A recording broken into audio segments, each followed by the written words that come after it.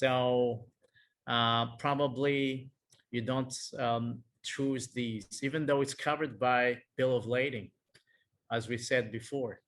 Commercial invoice checklists are also in there. So in terms of banking,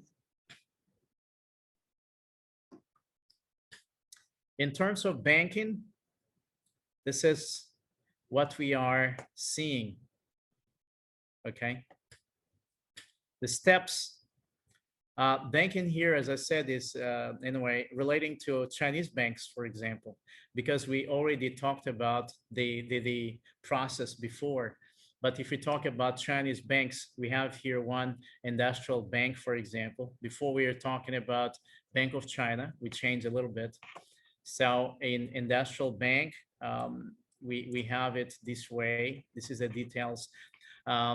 First step is the seller and the buyer sign the contract. After revising the contract and seeing all the items are put together, and the state condition that must be fulfilled. That's the first step. Okay. After that, the buyer contacts its local bank.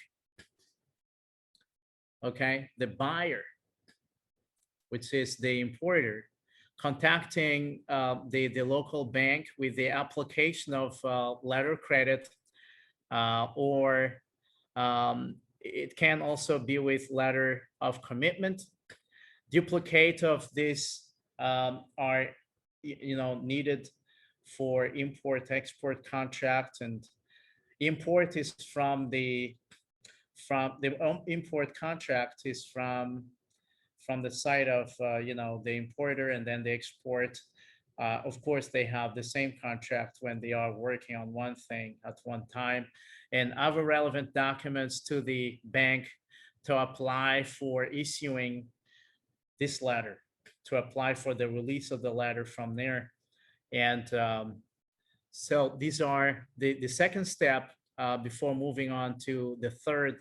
The third step is where the buyer's bank contacting the seller's bank in China, if you are buying things in China, and the buyer's bank in Cambodia, for example, is giving the letter of credit from it was given by the seller's bank going to the buyer's bank, and the buyer's bank is issuing it, is giving it to the one who is entitled to it. Fourth, after receiving the letter of credit, the seller's bank contacts the seller and presents the payment advice. Okay. Yes. Presents the payment advice. Payment advice is like telling him or her when it can be cashed. I mean, changed into money or transferred into your account. It doesn't have to be cash per se, like that. And then point 5, step 5, the exporter's bank delivers relevant documents to the bank.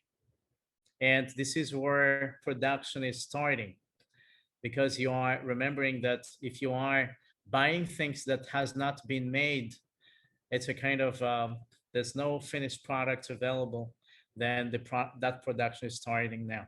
And 6 points, after confirming that the documents is really what is needed,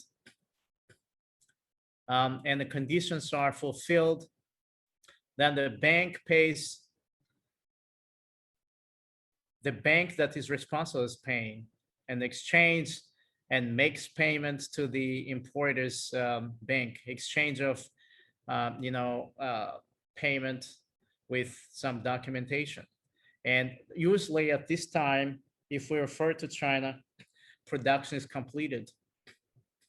Okay, you don't receive the, what is it, the goods yet, just completed. And then the 7 steps, this is where the bank is advising the customer to go through the formalities for releasing the documents. to that the customer can take delivery. Releasing the document from their bank and you know, getting it, getting that document to the person who is finally going to be paid. All right, like that. And then this time, usually in daily life, you know, transaction, the quality inspection and product testing is taking place or have taken place. And after that, the delivery of goods to the point of loading and shipment is taking place. This is the time when the importer is starting to have a smile on his face. All right. And the seller provides the required documents to his or her local bank at that time. Again, there is, you know, inspection for reporting inspection. The result of the inspection is out.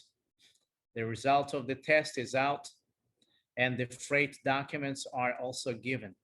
And then finally, because there have been several payments, there's a release of, you know, funds if the conditions have been fulfilled, and the right to fulfill the condition, you always think about the right documents being presented.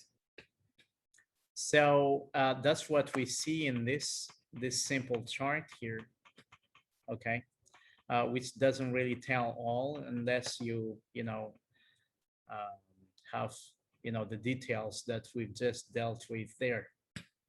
Okay, so you have the contract somewhere.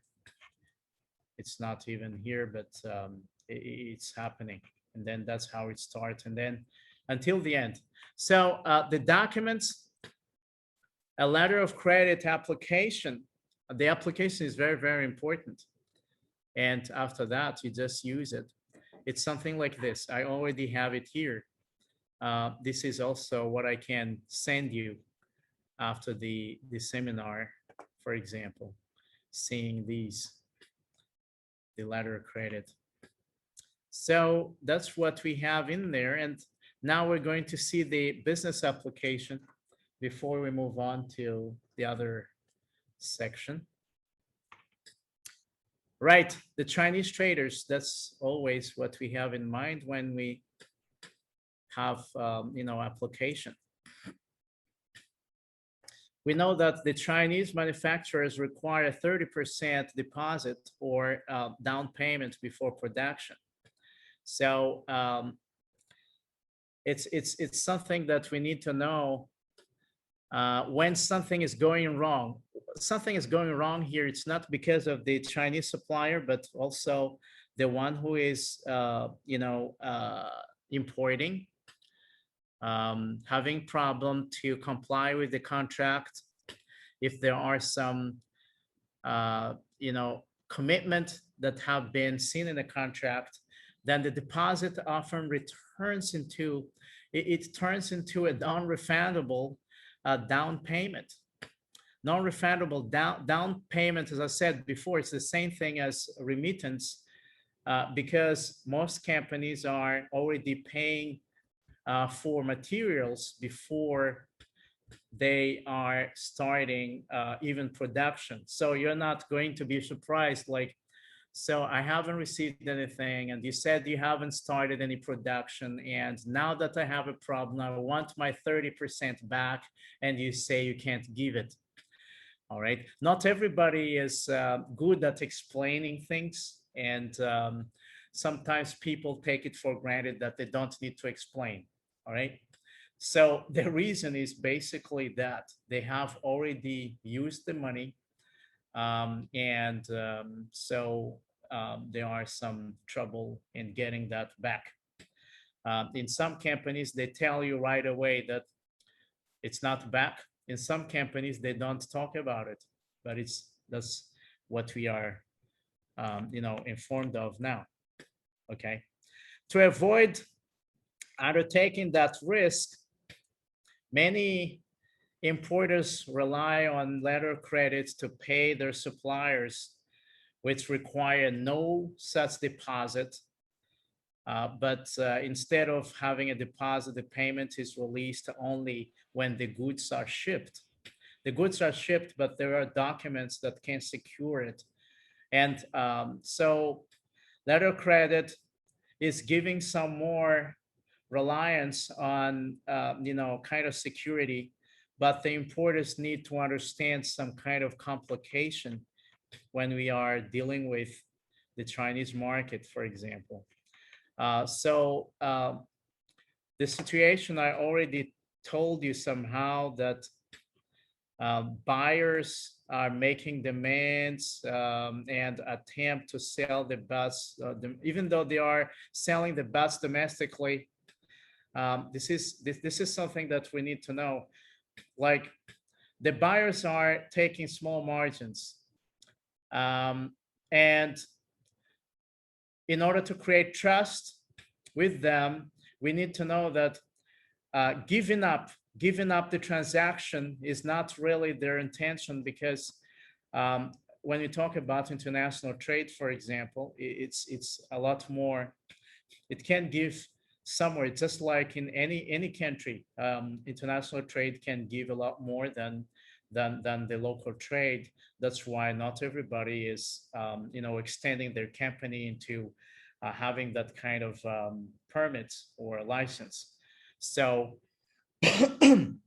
basically, nobody is really willing to cancel things and and talk about returning or talk about not returning the 30%. So we just need to be uh, faithful to the contract. Now, the implication of this is, as we said, temptation of non-compliance or cheating is not very likely. It's not much. All right. So the bad news is letter of credit is not really acceptable in China, as we said. It is certain not a new. The letter of credit has been around for many years. All right. And a lot of people are using it. But the manufacturers have their own other concerns to accept it. And that is, there are two main reasons apart from what we said before when we were discussing, remittance, for example. One is order volume, and the other one is the manufacturer's size. In China, we have three types: small industries, medium-sized factories, and mega, manufacturers, just like in the world. And if you are, that's also answering the question we are having before. What is the best deal that you might have, for example? Small manufacturers, if you want less price, and then you go to small manufacturers, the small manufacturers function as survival businesses in the world. It's also the same in China. So rather than companies invest, they are not a company investing in long-term growth, for example. They are kind of, okay, how am I going to pay our employees today and tomorrow and keep running and stuff, if you are talking about small industries. So whenever there's a profit, the owners are paid dividend, for example. They get the money probably from other industries that are bigger industries working with them. So they need to be paid at least some part of the money. So they don't really accept credit like to be paid at the very last process, yet the products have been shipped. Before shipping products, there are many expenses being covered. So as such, the companies run on little capital, and they are, I mean, recently it has been changing. A lot of companies are coming out of that situation. So relying on a credit fund can be a little difficult for every companies. So the components they are buying probably is hardly covered by credit that they might get somewhere.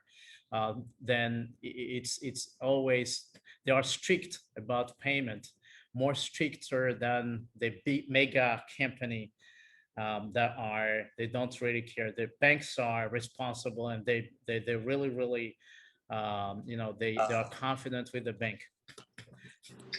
So they find it hard to obtain. That's the problem in there. That if they are finding it hard to obtain credit locally, then they are relying on some other ways to get that money, and they are using this remittance, like at least paying some part of the expenses. So probably also small industries are not really using, they don't really have experience with letters of credit because it's somehow a little complicated. But the medium-sized and the mega companies in China, they have no problem with that. They are always welcoming it, because the banks are, they know they have capital, huge capital, huge capital. Once they go to the bank, they might even have more than what they want. They just say, "Ah, no, I don't need this amount of money," because I've heard of that. Some business person somewhere in the place where I was before, they go to the bank, and the bank is proposing to give them money more than they want. Of course, they do that because they trust the company, and the company will pay some interest. But the company is not interested in that, for example. But small companies are not like that. They are not getting what they want from banks always. So if you insist on letter credit, you'd better source medium and large mega manufacturers in China. That's the implication. Communication is also important. Right from the beginning, tell your supplier, tell them that your company itself is requiring certain method, like letters of credit. You ship the goods, and then later you get paid. It makes sense in China because a lot of companies are having policies. The people who are working in the company probably don't have the power to change that, but they have the power to make your transaction safe. So you explain to them that it's more of a company policy, but what is your position in there, that you can really guarantee that there will not be a problem. That's what it is. Okay, so here we have a case. Let me just see the time first. For this case, I'm not going to, this is not, let's say, not an exam session. I will read the case, for example, and then I will give you the answer. If it is a normal class, a class of, when I teach this course, this seminar, I teach it on a regular basis. Settlement, for example, I spend 48 hours, okay? But now we have how many hours? 6 hours, for example. As I said before, I have decided to give you as much as you might need. Then so that we can deal with the last, which is collection, the last part of it. Then I will just raise your attention to this. Some part of this is a case I took from somewhere, and then I will read the case, and we will see the answer, and then we move on to something else, okay? At least you can remember something from the case. Now, the background of the case, this is the type of credit being dealt with here is irrevocable letter of credit. And irrevocable, negotiable, it means you cannot change it, you cannot alter it, you cannot amend it, But you can, if the beneficiary accepts, and there is a huge step that you should take to make that happen. It doesn't happen automatically.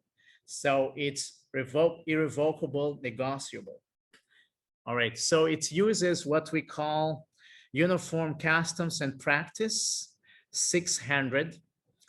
The issuing bank here is Bank 1, and then advising bank, Bank A. Availability, it's negotiable at site, meaning that the documents are there, and payment is taking place. It's not like usance. Usance is like documents are there, but the payment will be later at the time of maturity date, for example. So I'm going to tell you what it is. So from the issuing bank, Bank 1 issued its revocable negotiable credit and advised it to beneficiary through Bank A. Bank A advised the credit to the beneficiary, the exporter, and among the other conditions, the credit required that, firstly, the certificate of origin in duplicate issued by certain chamber of commerce of that country. That's what in there, and then signed packing list. Okay, certificate of origin and signed packing list. That's requirements of the credit. So the beneficiary presented his documents to Bank A for negotiation. All right, and Bank A examined the documents that they were in the compliance to see that they were in compliance with the terms and conditions of the credit. And Bank A negotiated and forwarded the documents to the claimed reimbursements from Bank 1. The reimbursement here is more of a payment, okay? It's not really reimbursement per se that you are finding something. And then the issuing bank, its position upon receipt of the documents, Bank 1 examined them and determined that there were discrepancies, okay? There were some problem with the documents. Then Bank 1 immediately notified Bank A by teletransmission that it rejected the documents for the following reasons. What are the reasons? Firstly, the certificate of origin was dated after the date of shipment, because they have this shipping bill we talked about before. Shipping bill has dates of shipment. So the certificate of origin was not matching the date of shipment. Second problem, they said, was that the packing list was undated. The packing list, no date on the packing list. So Bank 1 informed Bank A that the documents were being held at their disposal. There's a problem. So the negotiating bank, upon receipt of the notice of rejection, Bank A replied as follows. These are what they said. We found your rejection of drawing unreasonable for the following reasons. There is nothing wrong with a certificate of origin bearing the issuance date after the date of shipment. That's what they said. The certification of origin was conducted prior to the goods being loaded on board, with subsequent issuance of the certificate. Moreover, there is nothing in the credit or UCP, which is holding the law relating to this credit issuance, that support your position, which is your rejection. The certificate of origin bears a date of issuance that is within the validity date of the credit and in accordance with UCP 600. So the the certificate of origin was dated after the shipment, but it's still within the validating a kind of you know, the date, the period of date that should be considered in the whole contract. So there is no requirement for the packing list. That's the last part of it. According to the law of you know, credit, there's no requirement for packing list to bear assurance date. The packing list content is not inconsistent with the other documents of credit.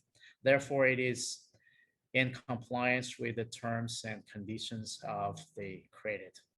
So there are some answers here already of this problem.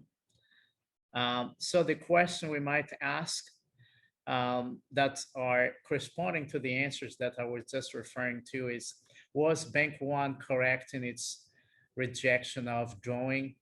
Is there any article in UCP 600 that addresses the issuance date of the certificate of origin?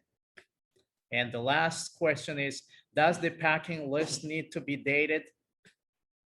At least for credit, I mean, this letter of credit, you know, concepts. So the UCP document, I will send that to you, the UCP document. And when you have it, you can have a look at Article 14. It's also somewhere, it's somehow said in the Article 20 and 25, but Article 14 is the one that is very strong there. So the answer to this is that there isn't. It wasn't. It wasn't correct in the bank that was rejecting the drawing was not correct in its decision. There is no reasonable, that's the reason is that there's no reasonable basis for rejection of the documents presented due to the fact that there is nothing wrong with the certificate of origin bearing the issuance date after the date of shipment. Okay, the date of certificate of origin can be not at the time it was issued, but it can be changed to whatever. What is important is that it is a certificate and it is having some kind of legal merit in a way that everything is in it, the contents. And then the third part, there is no requirement for the packing list to bear assurance date when referring to the UCP 600. What we need to know here is if this method of payment is not based on letter of credit, there might be a problem, and the problem would be validated and it has some kind of legal merit. But if you use credit, you know, a letter of credit, which is governed by UCP 600, then it doesn't make any sense because UCP 600 does not say that the packing list should always be dated. This also tells us that it's not difficult to date any documents. So in order, even though the law there is saying it's okay not to date any documents, always put a date, because even though it says it's okay not to put any date, it doesn't mean that if you put any date, it's not acceptable. All right. But for some people who don't know the law and doesn't know international trade settlements, not like you now, then they might create trouble because they don't know about it, or they forgot, or whatever. Or somebody might want to cheat on you and they want to delay things, then you can refer to the documents. So for this is the law. And check. You can have your lawyer sending a letter to the person like, you know, what you're doing is not right. Probably you didn't receive any training for international trade. In this case, some people might be, their license is revoked because they are not complying with the law. They are not expert on the field. So, Ponyo Man, the last part is collection, documentary collection, which is easier to understand, and we can even go a little quicker with this documentary collection, but it's still very, very important in settlement. So to start with, we have in trade, as we have seen so far, we have some challenges. Doing cross-border business is more than just a long-distance logistical challenges. Some people think that way. It's a logistical challenges because you have to find some, let's say, warehouses to put your goods before they are getting on board on shipments. When they arrive at the customs office, if you cannot pay directly, you will pay fees because your goods are stored somewhere and you have to pay on a daily basis. And then after that, you have to find a place. And there are so many logistical things, but it's a lot more than that. It involves documentation. The documentation the seller of the goods prepares, you know, they also obtain those documentations, and the one who obtains documentations are the buyers of the goods requiring the order. They are in hope of possessing the merchandise. And documentary collection is a kind of a go-between transaction. Go-between, it's an intermediary thing. As you can see here in my diagram here, you have China, you have the Asian country, for example, ASEAN country, for example. Even though you are going with open account, for example, open account is what? When is the payment? The payment is later, just like in let's say more or less the same as documentary collection. If it is not the documentary collection, but letter of credit, the usance letter of credit, which is paid at a maturity date or somewhere. So then the collection, the document collection is in between, like going from here and here. I need to explain to you already that the difference between letter of credit has so many options. In this transaction, there are only two. We'll see those two a little later, but there are only two. Okay. So one is paid upon documentation. You get the documentation, there's payment. The other one is paid, you get the documentation, then you get paid later. So that's the basic thing. But let's see the academic aspect of it, relating to it. Collection is frequently used payment method in international trade for its advantages over the other two methods, and it is flexible.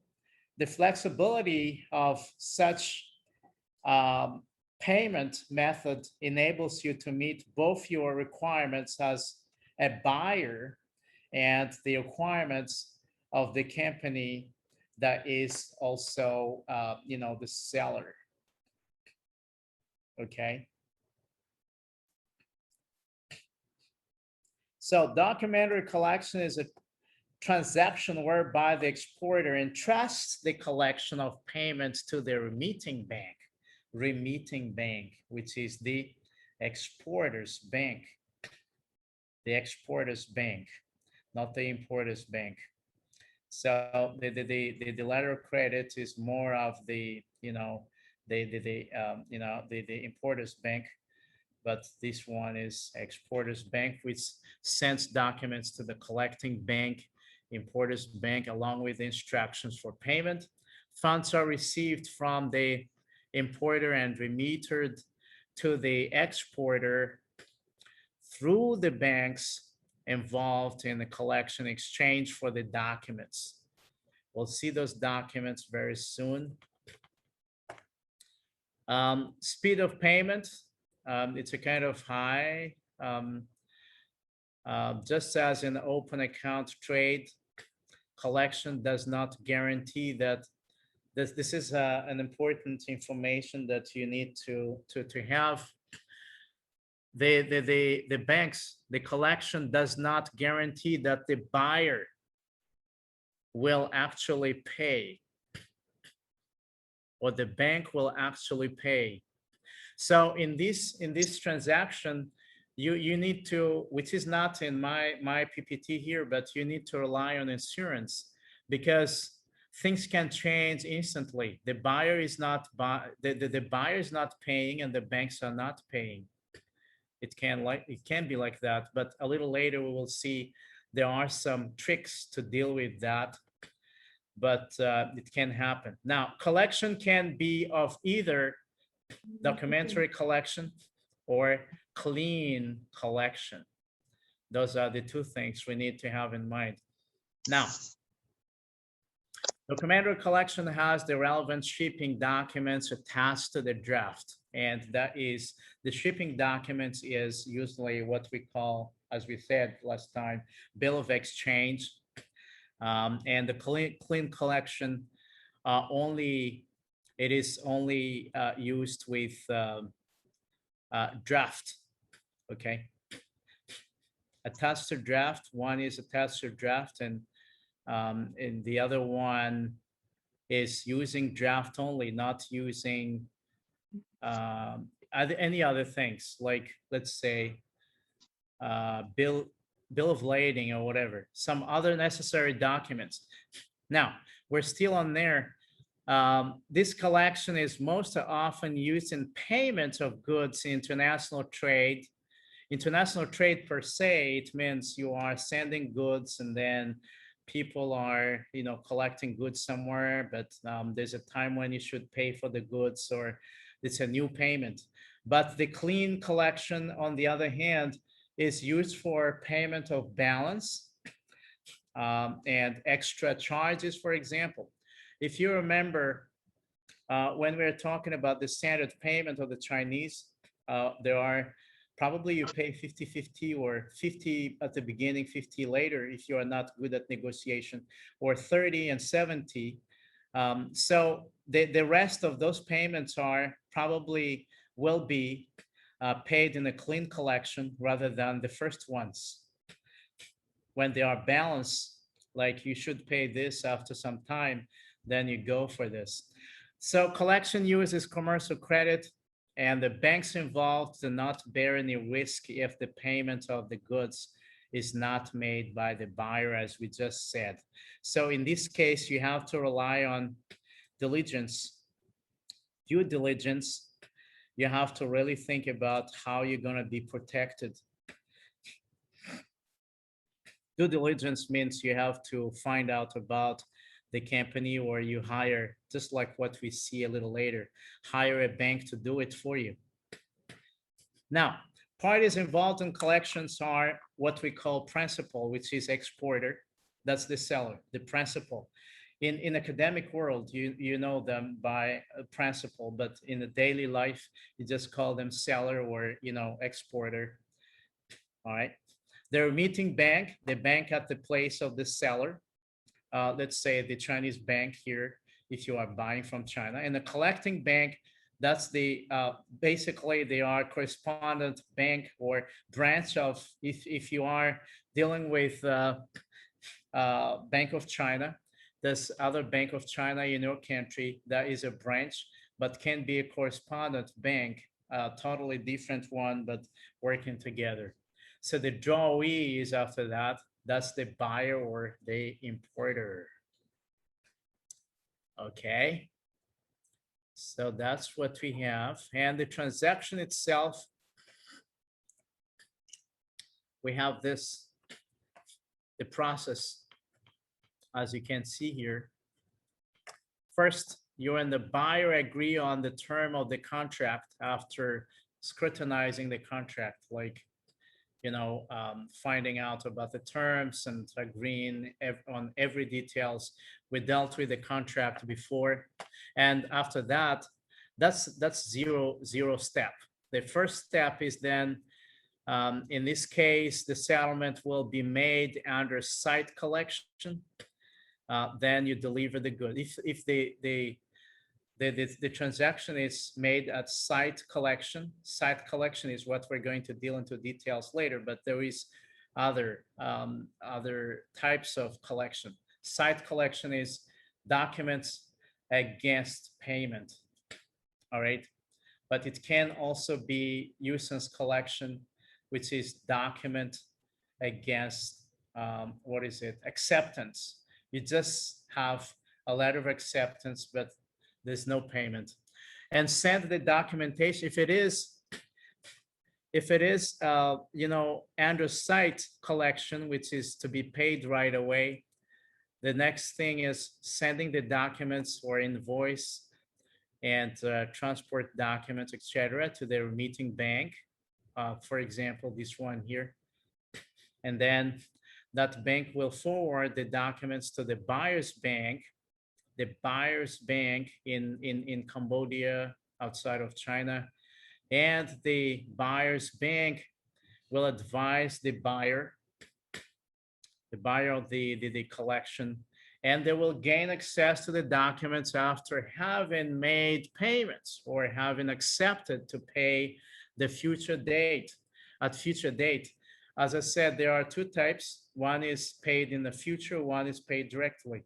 So this explanation is relating to either of these.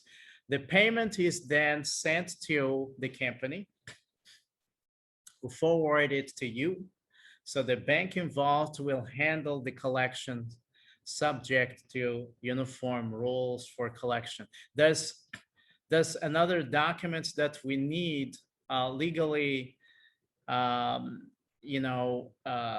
legally binding in this transaction. It's called Uniform Rules for Collection and published by International Chamber of Commerce. So that's what we have in here in this diagram here. Then just for a reminder, so the financing is for these two types of collection. As we said, one is at site, directly upon advice of collection, documents against payment. As soon as the documents are completed and with no problem, there's payment. Or nuisance, payment, then at future date, like 90 days at most, that's the standard timing. But you can negotiate that and have 100 days, for example, in your contract. So that is after shipment or after, acceptance, which is against, this is collection against acceptance. So what do we need in the release of documents or payment? So firstly, the documentary collection, scenario requires some documents that are entrusted to the bank of delivery to the buyer. And those documents basically are here, commercial invoice, bill of lading, certificate of origin, inspection certificates. These are basically what we need. And the bank is taking the role of collection agent,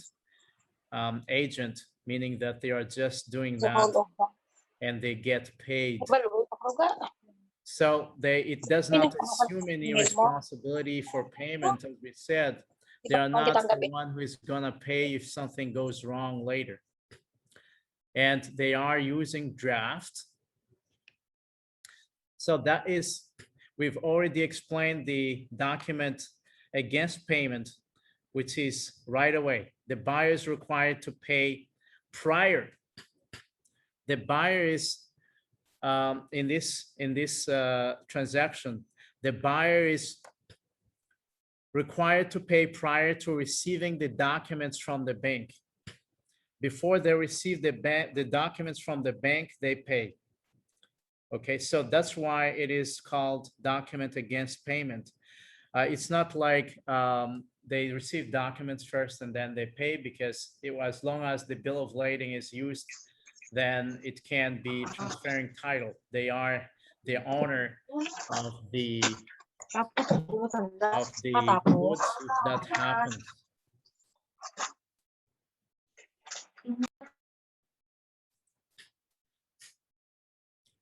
Okay, now next, document against payment on future date. As we said before, that is where it is written somewhere, there's a kind of, validity, a kind of maturity date. So when the paper is given and then you're not allowed to cash it or to get your money before that date is, taking into effect. So it's not like document against payment, which is, the payment is given and then the document is given, and then the bill of lading is with that document. But here, so the document is given, but it's against acceptance.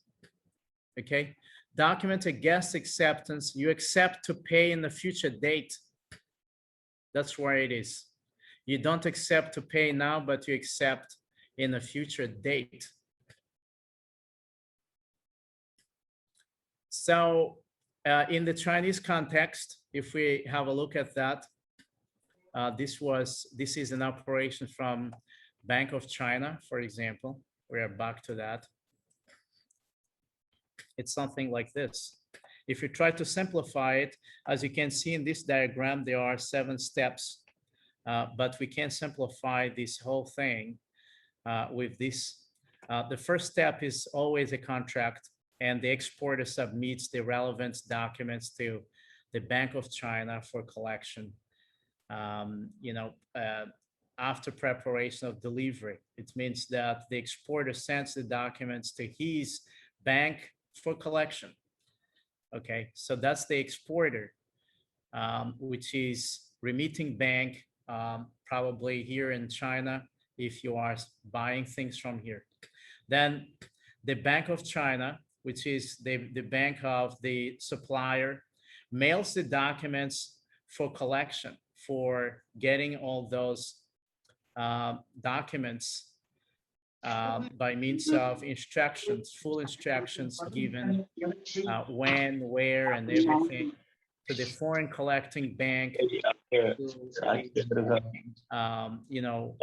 That's that person that is involved. So the foreign collecting bank is country, for example. So the foreign collecting bank, on the other hand, which is in the importer's country, also a branch, as we said, or corresponding bank, they're presenting the received documents to the importer, and at last the importer makes the due payment.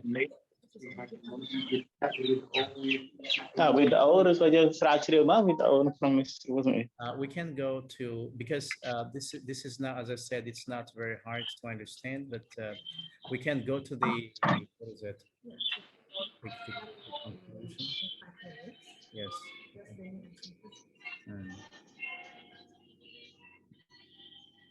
All right, so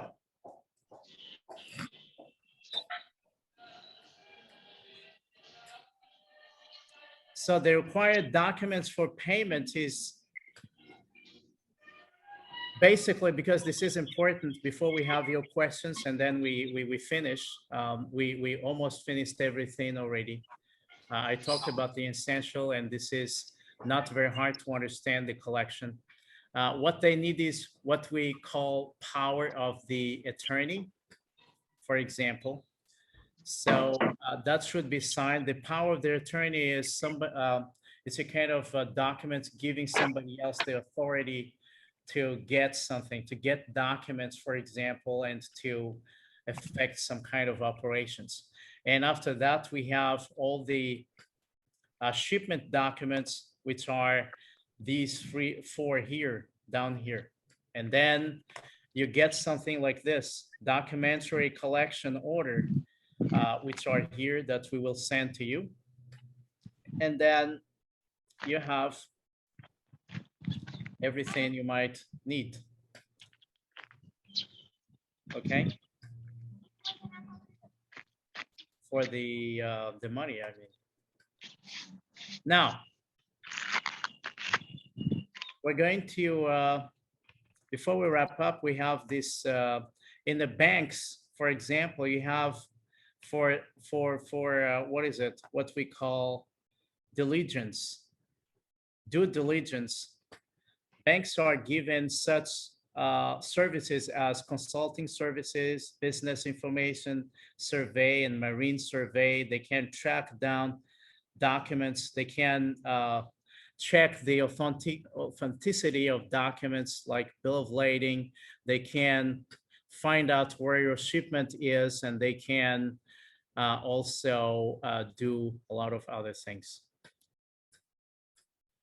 By conclusion, we have seen those three types of settlements, which were remittance, letter of credit, and collection.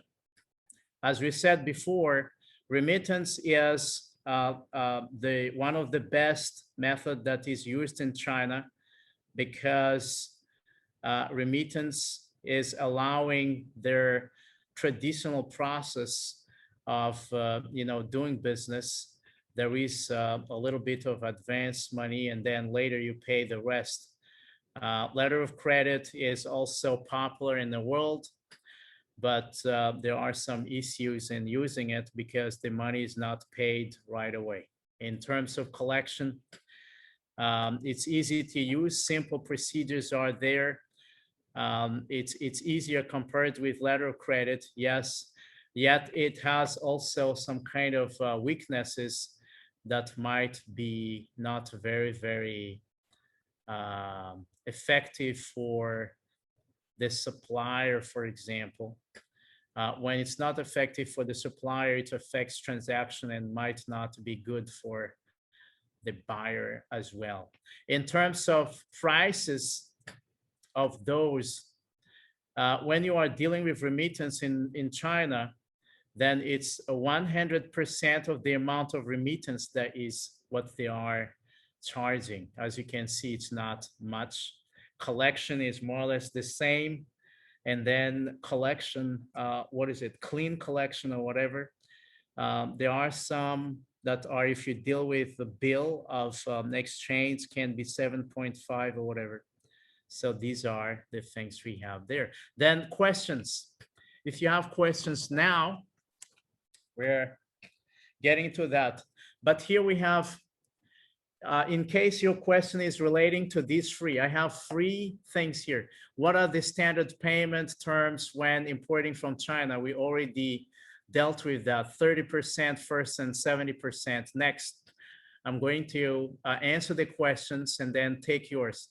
Can I pay my supplier in RMB? If there is any way that your government is having agreement with China, like in Switzerland, they can pay in RMB and they have a kind of reduction or discount of 1 to 3%. In that case, you have less pricing if it's possible. Next, do I need US dollar bank account to pay my supplier in China? The answer is no. You can convert your local currency, like here we have ASEAN currencies. You can use those when wiring, convert that into a dollar and wire the money to the supplier's bank. But if you have that kind of account, then it can facilitate your transaction because the exchange rate can be lower. Okay, so that's about, and then we can also send you some kind of a contact for banks for doing business, if you like.